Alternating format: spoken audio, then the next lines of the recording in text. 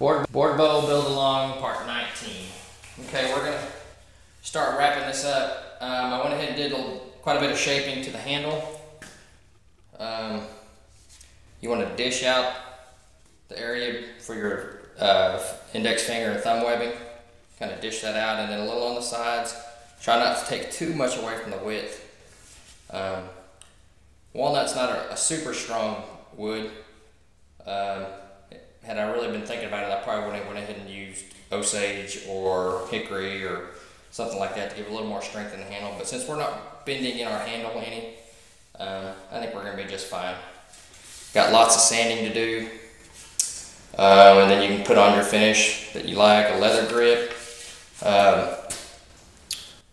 One tip that I like is these were the cutouts from our riser. You can glue these onto the tips. Since they're already beveled, they'll transition into it really well. Glue them on and shape them up. One good thing to remember is to keep your tip weight as light as possible. You can go quite a bit narrow on this without any problems, although I wouldn't, lessen the thickness for a whole lot. I want to show, this is a hickory bow of the same design. Here's a handle overlay. Obviously I've got lots of sanding to do on this, but here's a picture of the tip overlays that I've done. This one requires quite a bit of sanding, but as far as the design aspect, it's the same design, only with hickory you can go quite a bit narrower. This one's 1.5 inches as opposed to the 2 inches on the red oak. Ash you can also use, but use the same dimensions as red oak, 2 inches, to 1 7/8 inches.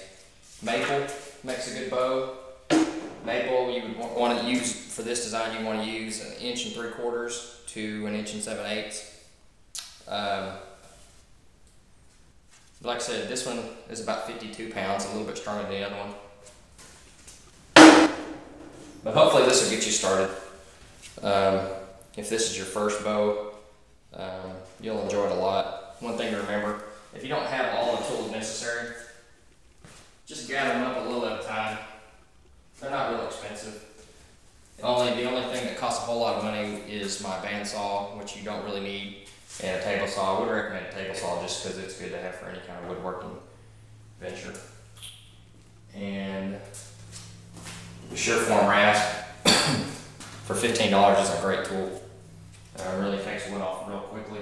And let's not forget our cabinet scraper for the fine tuning of your tiller, and a good block plane is actually good to have.